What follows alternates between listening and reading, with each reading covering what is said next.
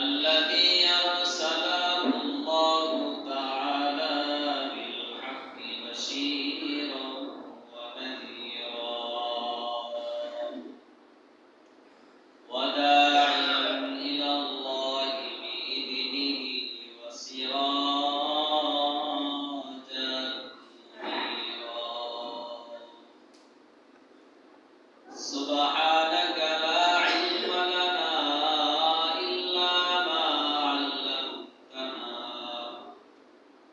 إنك أنت العليم الحكيم رب اشرح لي صدري ويسر لي أمري واحلل عقدة من لساني يفقهوا قولي آمنت بالله صدق الله مولانا العظيم وصدق رسوله النبي الكريم ونحن على ذلك لمن الشاهدين والشاكرين والحمد لله رب العالمين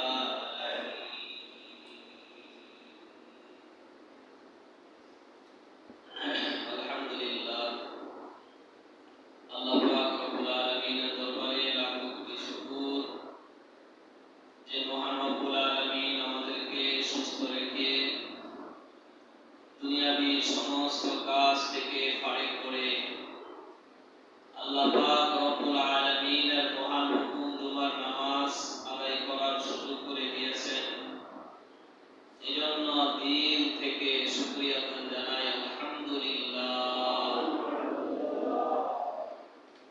আল্লাহ পাক রব্বুল আলামিনের পক্ষ থেকে যখন বান্দাকে কোনো নিয়ামত দেওয়া হয়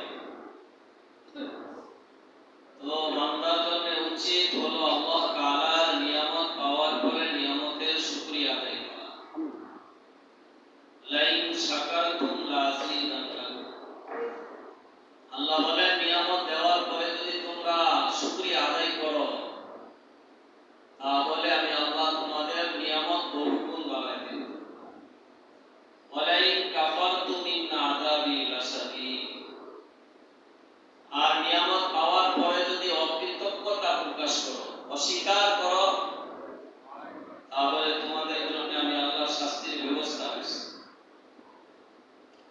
এজন্য আল্লাহর পক্ষ থেকে নিয়ামত পাওয়ার পরে আমাদের উচিত আল্লাহ তাআলার শুকরিয়া আদায় করা আল্লাহ পাক রব্বুল আলামিন অসংখ্য অগণিত মানুষ থেকে বাছাই বাছাই করে মহব্বত করে আমাদেরকে বাছাই করে নিয়ে আসেন এটা আল্লাহর পক্ষ থেকে আমাদের উপর অনেক দয়া অনুগ্রহ আল্লাহ পাক রব্বুল আলামিন আমাদেরকে সৃষ্টি করেছেন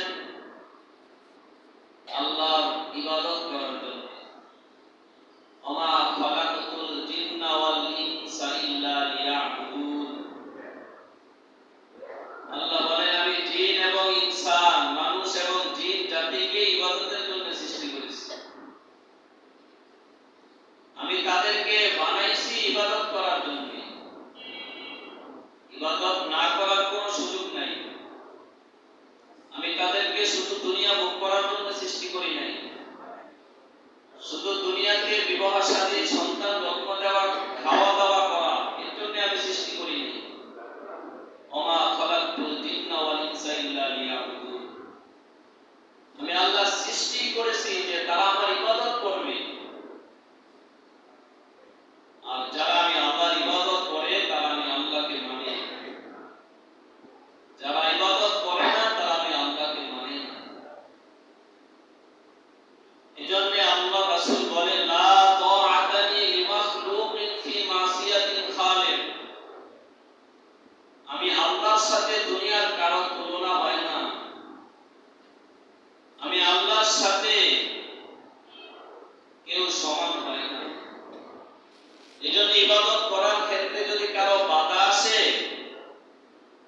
তাহলে ওই বাধা অপেক্ষা করেও তোমার ইবাদত করতে হবে কারণ আমি আল্লাহ যেখানে অসন্তুষ্টি সেটা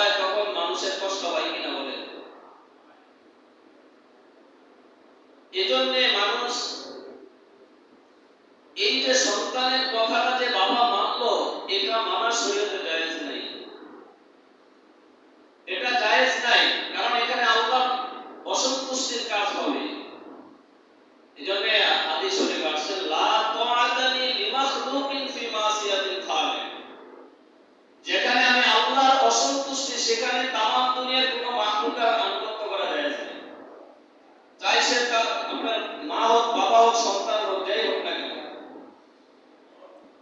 কিন্তু মানুষ বুঝতে চায় না। আল্লাহ সকলকে বুঝবার তৌফিক দান করেন। এই জন্য আল্লাহ তাআলার আনুগত্যের বাহিরে আমাদের চলা যাবে না। যেহেতু আমাদের এই দুনিয়াটা ক্ষণস্থায়ী, আমাদের দেখেন দোকানে যখন একটা পণ্য বিক্রি করে একটা ডেট থাকে, যদি 5 টাকা দামের একটা জিনিস বিক্রি করে একটা ডেট থাকে যে কয়েকদিন থাকবে জিনিসটা, কিন্তু আমি আপনি মানুষ, আমাদের কোনো ডেট নেই, কোনো গ্যারান্টি নেই। তাহলে আমরা কেন বুঝি না আমাদের কোনো হায়াতের কোনো গ্যারান্টি নাই? তাহলে কেন এত আল্লাহর নাফরমানিতে আমরা অগ্রসর? আল্লাহ তাআলা বলেন, আলাম ইয়ানি লিল্লাযিনা আমানু আন তাশা কুলুবুহুম লিযিকরিল্লাহ। আল্লাহ বলেন, কিছুক্ষণ আগে বৃষ্টি হইলেন, কি বজ্রপাত হয় নাই? আল্লাহ বলেন, এমন বজ্রপাত দেই, এমন ভূমিকম্প দেই, একসাথে সব ধসিয়ে দেই, এত কিছু দেখার পরেও অন্তরটা কাঁপে না? আন তাশা কুলুবুহুম লিযিকরিল্লাহ, আল্লাহর স্মরণ কি এখন অন্তরে আসে না? আল্লাহ বলেন, কবে বুঝবা? বন্ধ হয়ে গেলে বুঝবা। যখন কোমরে শক্তি থাকবে না তখন বুঝবা। যখন হসপিটালে দৌড় দেওয়া লাগবে তখন বুঝবা। যখন সেজদায় গেলে তখন আর সেজদা দিতে পারবে না তখন বুঝবা। তখন বুঝলে বাবা কোন কাম হবে। হায়াত থাকতে হায়াতকে মূল্যায়ন করো, সময় থাকতে সময়কে কদর করো, তাহলে কামিয়াব হবে। আল্লাহ তাআলা মানুষদেরকে সৃষ্টি করার পরে, জন্মের পরে আল্লাহ তাআলা মানুষকে 6টা শক্তি দান করেছেন। কয়টা? 6টা শক্তি আল্লাহ তাআলা দান করেছেন। 1 নম্বর, আল্লাহ তাআলা তাকে হাতিয়ার হিসাবে দান করেছেন তাকে দৃষ্টি শক্তি। 2 নম্বর হলো শ্রবণ শক্তি। 3 নম্বর হলো ঘ্রাণ শক্তি। 4 নম্বর হলো স্বাদ শক্তি। 5 নম্বর হলো ত্বক শক্তি। 6 নম্বর হলো মেধা শক্তি আল্লাহ তাআলা দান করেছেন। তো আল্লাহ তাআলা এই যে মানুষকে জন্মের পরে 6টা হাতিয়ার দান করেছেন, যেমন দৃষ্টি শক্তি, মাসের সূর্যে চাঁদ ওঠে, এই যে চাঁদ আমরা দেখতে পাই, কিসের মাধ্যমে দেখি? দৃষ্টি শক্তির মাধ্যমে। আর এই দৃষ্টি শক্তিটা আল্লাহ চোখে দান করছেন। এটা একটা আমাদেরকে 1 নম্বর হাতিয়ার শক্তি আল্লাহ দান করছেন, যে দৃষ্টি শক্তি। আমরা আকাশে চাঁদ দেখতে পাই, আমরা মার মুখ দেখতে পাই, সন্তানের মুখ দেখতে পাই, তামাম দুনিয়ার আল্লাহর মাখলুকাত সব কিছু আমরা দেখতে পাই। কিসের মাধ্যমে? দৃষ্টি শক্তির মাধ্যমে। দৃষ্টি শক্তি যার নাই তার কাছে জিজ্ঞাসা করবেন যে এই চোখ দুইটার মূল্য কত? আমি তো চোখের কদরই করতে পারি না। আল্লাহর চোখ দিয়ে আমি দুনিয়াতে চলতেছি, আমি তো কদর করতে পারি না, মূল্যই বুঝতে পারি না। আপনি মূল্য বুঝলে সেটার কদর করবেন, আমরা মূল্যই বুঝি না। তো 1 নম্বর দৃষ্টি শক্তি আল্লাহ তাআলা হাতিয়ার হিসেবে দান করছেন। 2 নম্বর হলো শ্রবণ শক্তি। যেমন দেখেন, এই যে মাইকে কথা বলতেছি, আওয়াজটা ক্লিয়ার হয় কিনা, এটা যাদেরকে আল্লাহ শ্রবণ শক্তি দিয়েছেন তারা বুঝতে পারে কিনা? বলেন যে মাইকে আওয়াজ ক্লিয়ার হইতেছে কিনা, আওয়াজ পাওয়া যাইতেছে কিনা। তো এই যে বোঝার মতো, শ্রবণ করার মতো আল্লাহ শক্তি দিয়েছেন, এই শ্রবণ শক্তি দিয়েছেন আল্লাহ কানে। এই কান, শ্রবণ শক্তি আল্লাহ মানুষকে একটা হাতিয়ার হিসেবে দান করছেন, একটা শক্তি দান করছেন। কত মানুষ আছেন কান আছেন, কান এমন নাই যে কান বুঝে গেছেন, কান আছে কিন্তু কিছু শুনে না। তাহলে আপনাকে আমাকে শ্রবণ করার ক্ষমতা কে দিল? কারো যদি অল্প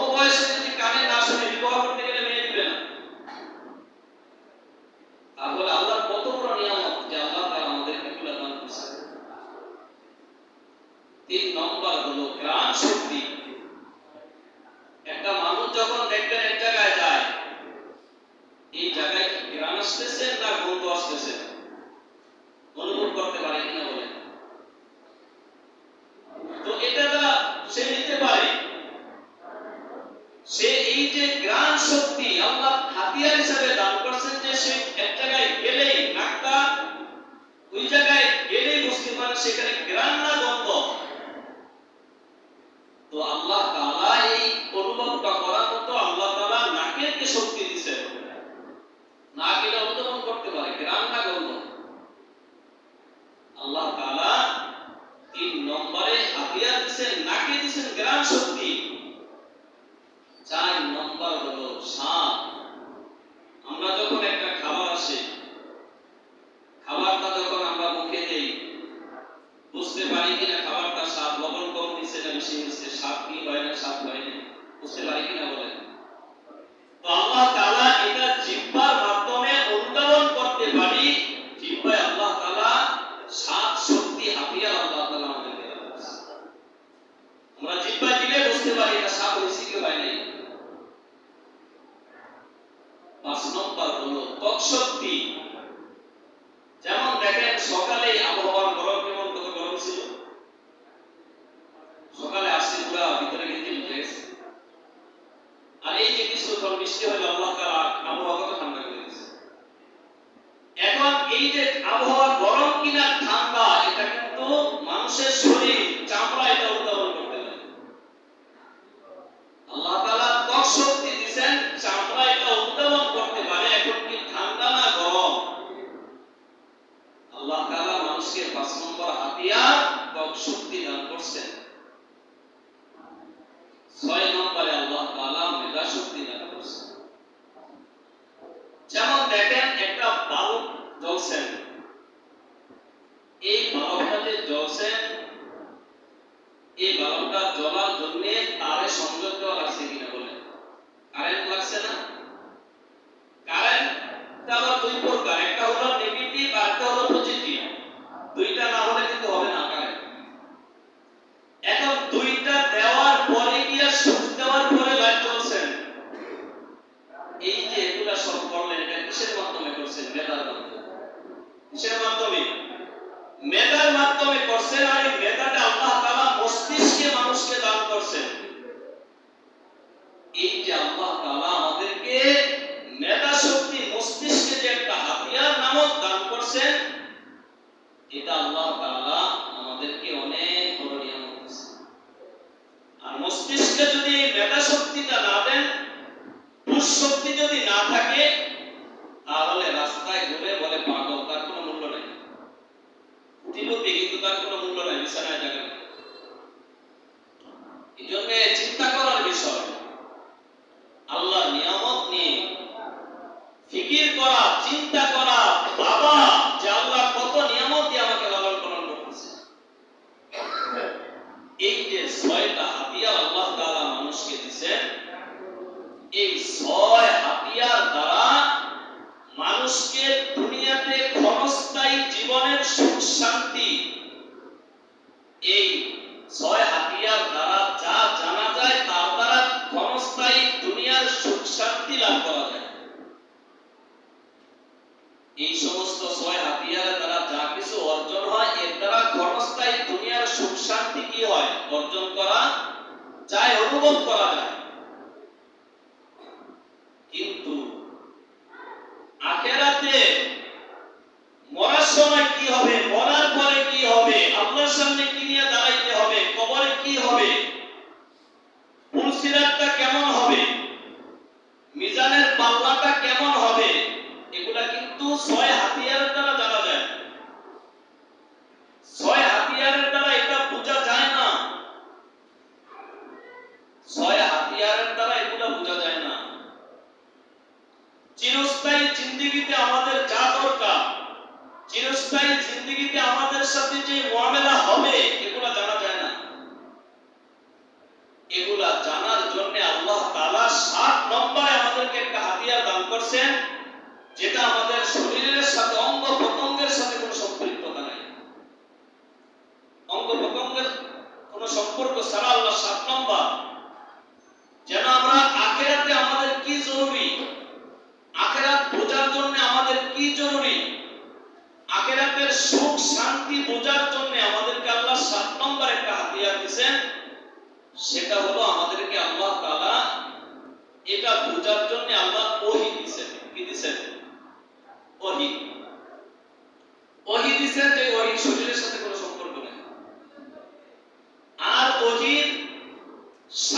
শাব্দিকভাবে একত্র, পারিভাষিকভাবে একত্র।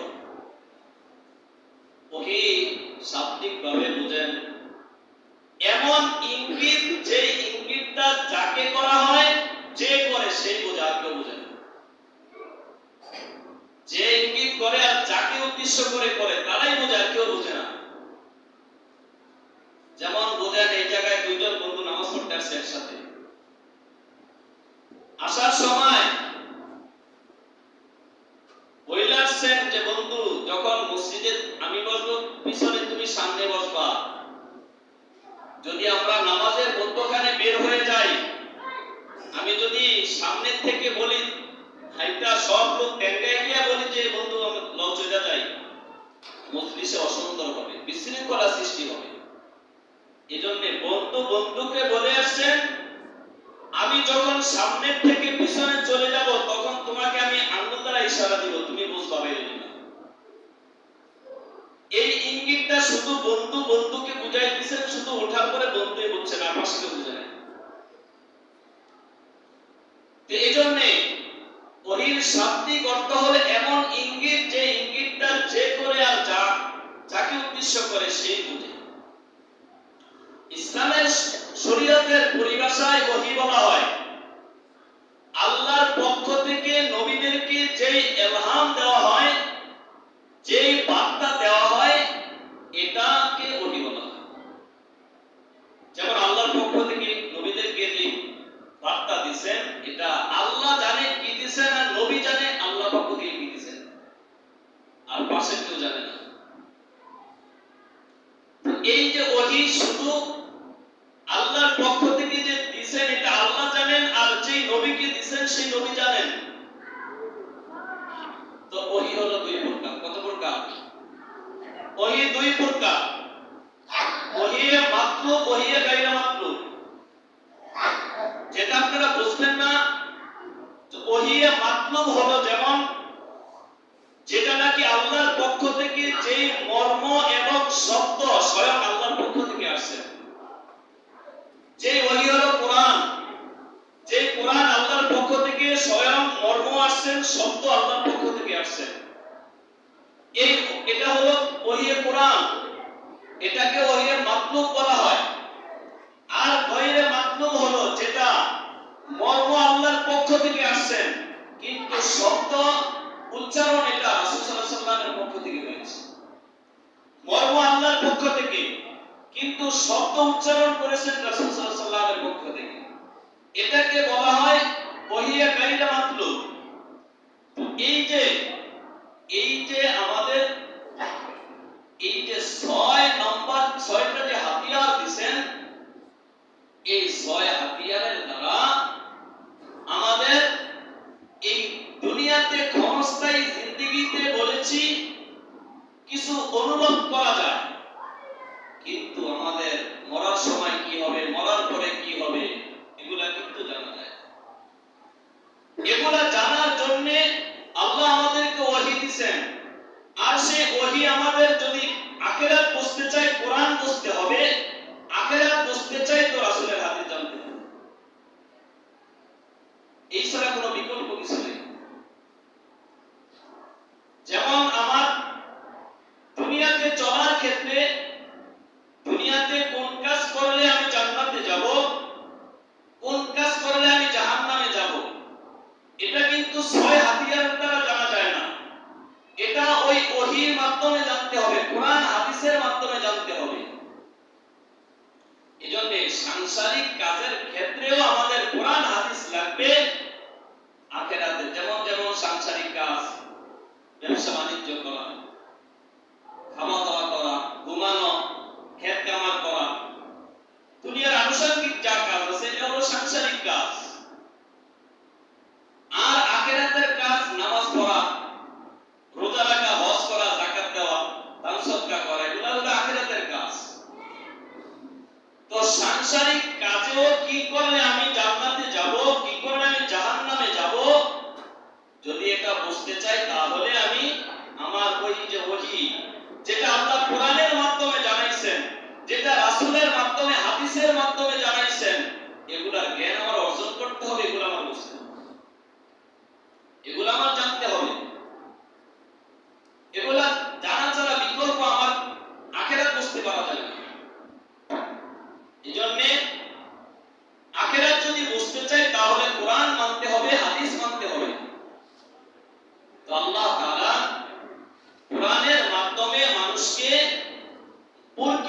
মানুষ হিসাবে তৈরি করে। যেমন দেখেন, একজন মানুষ যখন উচ্চ শিক্ষায় শিক্ষিত হয়, একজন ইঞ্জিনিয়ার হতে পারে, একজন কন্ট্রাক্টর হতে পারে, একজন ড্রাইভার হতে পারে, একজন উচ্চ শিক্ষা দিয়ে সে বিশ্ববিদ্যালয়ে চাকরি করতে পারে, সে সচিবালয় হতে পারে। কিন্তু একজন মানুষ প্রকৃত যদি মানুষ হতে চায়, আখিরাত যদি বুঝতে চায়, তাহলে আল্লাহ বলেন আখিরাত বুঝতে হলে তোমাদের ওই ওহী যেটা আমি কোরআন এবং হাদিস দিয়েছি, কোরআন হাদিস ছাড়া বিকল্প তোমরা পরিপূর্ণ মানুষ হতে পারবে। পরিপূর্ণ মানুষ হতে হলে কোরআন হাদিস তোমাদের অনুসরণ করতে হবে, কোরআন জানতে হবে, রাসূলের হাদিস বুঝতে হবে। প্রকৃত মানুষ যদি তোমরা এজন্য কোরআন, যেমন দেখেন শিক্ষা, কোরআনের শিক্ষাটা কেন এত জরুরি একজন মানুষের মধ্যে? যদি শিক্ষায় প্রকৃত মানুষ বানাইতো, তাহলে আমাদের দেশের চাইতে ইহুদি খ্রিস্টানের যে দেশগুলো আছে সেখানে কিন্তু শিক্ষার অনেক শক্তিশালী। যেমন আমাদের বাংলাদেশে কথার কথা, যদি একজন বাবা মা বলেন যে আমার সন্তানকে আমি কোনো পড়ালেখা করাবো না, এই অধিকার আছে কিনা বলেন? সরকারের চাপ সৃষ্টি করে সরকারে নিয়ে পড়ালেখা করায়, এটা এই দেশের নিয়ম নাই। কিন্তু আপনি ইহুদি খ্রিস্টানের দেশে যান, 6 বছর থেকে বাধ্যতামূলক শিক্ষা দিতে হবে, 17 বছর পর্যন্ত বাপ মার বাধ্যতামূলক পড়াইতে হবে। যদি এই সময় না পড়ায় বাপ মাকে, তারা জেলে আবদ্ধ করে সরকারি দায়িত্ব নিয়ে পড়াশোনা করবে। তাহলে বোঝেন ওই শিক্ষাটা বেশি শক্তিশালী না আমাদের শিক্ষাটা বেশি শক্তিশালী? এত শক্তিশালী হওয়ার পরে ইউরোপ, আমেরিকা, ইহুদি খ্রিস্টানের যে দেশগুলো আছেন, আমরা যখন ছোটবেলা আমাদের জন্ম নিবন্ধন আমরা যখন করি, আমরা করি কার নামে? বাপের নামে করি না? কিন্তু তারা বাপের নামে জন্ম নিবন্ধন করতে পারে না, তারা মার নামে করতে হয়। কারণ কি? ওই ইহুদি খ্রিস্টানের ওই সময় তাদের এই সন্তান জন্ম দেওয়ার জন্য তাদের বিবাহ ছাড়াও তারা সন্তান জন্ম দিতে পারে, এবং রাষ্ট্র তাদের কোনো বাধ্য করবে না, তারা এটা অন্যায় মনে করে না। এজন্য বিবাহের আগে একটা মেয়ে মা হয়ে যায়। শুধু একজনের সাথে একাধিক ছেলেদের সাথে তাদের সম্পর্ক হয়, যার কারণে এই জন্ম নিবন্ধন করার সময় কোন ছেলের থেকে তার সন্তান হয়েছে সে স্পষ্ট করতে পারে না। এজন্য মার নামে জন্ম নিবন্ধন করতে হয়। যদি শিক্ষায় মানুষকে মানুষ বানাইতো, তাহলে তাদের শিক্ষায় তাদেরকে মানুষ বানাইতো, কিন্তু তাদেরকে মানুষ বানায় না, তাদেরকে অমানুষ বানিয়েছে। এজন্য আল্লাহ বলেন আর রহমান আল্লামাল কোরআন খলাকাল ইনসান। আল্লাহ বলেন মানুষ হইবা তো তোমাদের কোরআনে যাইতে হবে। যদি মানুষ প্রকৃত হতে চাও তো হাদিস ফলো করতে হবে, এছাড়া বিকল্প তোমরা মানুষ হতে পারবে না। আল্লাহ বলেন আর রহমান, আমি হলাম রহমান, আল্লামাল কোরআন, আমি কোরআন শিখিয়েছি, খলাকাল ইনসান, মানুষ সৃষ্টি করেছি। মুফাসসিরিনে কেরাম বলেন, এই আয়াতের ব্যাখ্যায় বলেন, আপনারাই বোঝেন, আল্লাহ তাআলা বলেন আমি আল্লাহ, আমি রহমান, দয়াময় আল্লাহ, আমি কোরআন শিখিয়েছি। আগে বললেন কোরআন, পরে বলেন মানুষ সৃষ্টি করেছি। তাহলে একজন মানুষ কি মায়ের গর্ভ থেকে কোরআন শিক্ষা আসে? শিক্ষা আসে। একজন মানুষ যদি মায়ের গর্ভ থেকে কোরআন শিখে না আসে, তাহলে আল্লাহ কেন আগে বললেন যে আমি কোরআন শিখিয়েছি? মুফাসসিরিনে কেরাম বলেন, এর অনেক ব্যাখ্যা তারা বর্ণনা করছেন, তার মধ্যে দুই একটা ব্যাখ্যা আপনাদেরকে আমি বলি। মুফাসসিরিনে কেরাম ব্যাখ্যা করেছেন, আল্লাহ তাআলা মানুষকে আগেই সৃষ্টি করেছেন। আল্লাহ বললেন যে আমি তোমাদেরকে মানুষ হিসেবে সৃষ্টি করেছি, কিন্তু যদি তোমরা আখলাকান মানুষ হতে চাও, যদি তোমরা প্রকৃত মানুষ হতে চাও, তাহলে তোমরা কোরআন যখন ধারণ করবা, কোরআন যখন আঁকড়িয়ে ধরবা, তখন তোমরা প্রকৃত মানুষ হইবা। আমি মানুষ আগেই সৃষ্টি করেছি, কিন্তু মানুষ হইবা যখন কোরআন বুঝবা, যখন কোরআন মহব্বত করবা, যখন কোরআন অনুযায়ী জীবন চালাইবা, তখন তুমি প্রকৃত মানুষ হইবা। এজন্য আমি আল্লাহ বলছি আগে কোরআন শিখিয়েছি, পরে মানুষ সৃষ্টি করেছি। এবং এটাও ব্যাখ্যা করছেন যে আমি আল্লাহ হলো অনেক উপরে, বান্দা নিচে। যদি তুমি আমি আল্লাহকে তোমার পর্যন্ত আনতে চাও, মধ্যখানে কোরআন ঢুকায় দাও। জিন্দেগিতে, রাষ্ট্রীয় জীবনে, সাংসারিক জীবনে ব্যক্তিগত জীবনে, সব ক্ষেত্রে, ব্যবসার ক্ষেত্রে, ক্ষেত খামারের ক্ষেত্রে, সার্বিক চাকরি জীবনের ক্ষেত্রে, সব ক্ষেত্রে কোরআন ঢুকাও। দেখবা তুমি মানুষে পরিণত হইবা। তোমার দ্বারা কেউ হক নষ্ট হবে না, তোমার দ্বারা কেউ কষ্ট পাবে না, তোমার দ্বারা কারো উপরে জুলুম হবে না। এই সব কিছু ঠিক হয়ে যাবে। কোরআন ঢুকাও, প্রকৃত সুন্দর হয়ে যাবে জিন্দেগি। আর যদি কোরআন না থাকে তাহলে তোমরা মনে করবে যে আমরা মানুষ, কিন্তু তোমাদের চরিত্র, তোমাদের আখলাক, তোমাদের মুআমালা, তোমাদের মুআশারা, তোমাদের চালচলন প্রকৃতপক্ষে একজন জীব জন্তুর চাইতে নিকৃষ্ট হয়ে যাবে। উলাইকা কাল্লানাম বাল হুম আদল। আল্লাহ বলেন তোমরা মনে করো যে তোমাদের মানুষ, কিন্তু তোমাদের ব্যবহার, তোমাদের চালচলন, তোমাদের নাফরমানির কারণে তোমরা একটা চতুষ্পদ জন্তুর চাইতে নিকৃষ্ট হয়ে যাচ্ছ। এজন্য আমাদের যদি আখিরাত বুঝতে চাই তাহলে আমরা কোরআন অনুযায়ী জিন্দেগিটা চালাইতে হবে, কোরআন বুঝতে হবে, কোরআন অনুযায়ী আমাদের চলতে হবে। একজন মুমিন মুসলমানের প্রত্যেকটা কাজের ক্ষেত্রে আমরা কোরআন ফলো করব, যে কোরআন কি বলছে, রাসূল কি বলছে। আমাদের যুক্তি খাটাবো না, যুক্তি খাটানো একটা শয়তানের কাজ। কারণ যখন আল্লাহ বলছিলেন আদম আলাইহিস সালামের ক্ষেত্রে উসজুদু লিআদম, আদমকে সিজদা করো, খলাকতানি মিন নার ওয়া খলাকতাহু মিন তিন। শয়তান যুক্তি খাটাইছেন, আল্লাহ সে তো মাটির তৈরি, আমি তো আগুনের তৈরি, আমার তো উপরে উঠি, আমি তো নিচে থাকি, আমি কিভাবে উপরে হয়ে নিচে সিজদা করি। যুক্তি খাটাইছেন। আল্লাহ তাআলা বলেন ফাখরুজ ফাইন্নাকা রাজিম, যাও বের হয়ে যাও জান্নাত থেকে। আল্লাহ তাআলা সে জাহান্নামের দড়ি গলায় নিয়ে বের হয়ে গেলেন। এজন্য আমাদের আল্লাহর ক্ষেত্রে, কোরআনের ক্ষেত্রে, দ্বীন ও শরিয়ার ক্ষেত্রে আমাদের কোনো যুক্তি দেওয়া হবে না। দিল ভরে মোহাব্বত নিয়ে আমার আল্লাহ যেটা বলছেন এটাই আমার সত্য বলছেন, এটাই আমার জিন্দেগি, আমার রাসূল যেটা বলছেন এটাই আমার জিন্দেগি, আমার রাসূল যেভাবে বলছেন এটাই আমার সাংসারিক হবে, এটাই আমার সন্তান লালন পালন হবে, এটাই আমার ব্যবসা বাণিজ্য হবে, এটাই আমার চাকরি হবে, এটাই আমার কর্মজীবন হবে। সবকিছু রাসূলের পন্থায় হবে। আল্লাহ পাক রব্বুল আলামিন আমাদের সকলকে দ্বীন ইসলাম বুঝে কোরআন বুঝে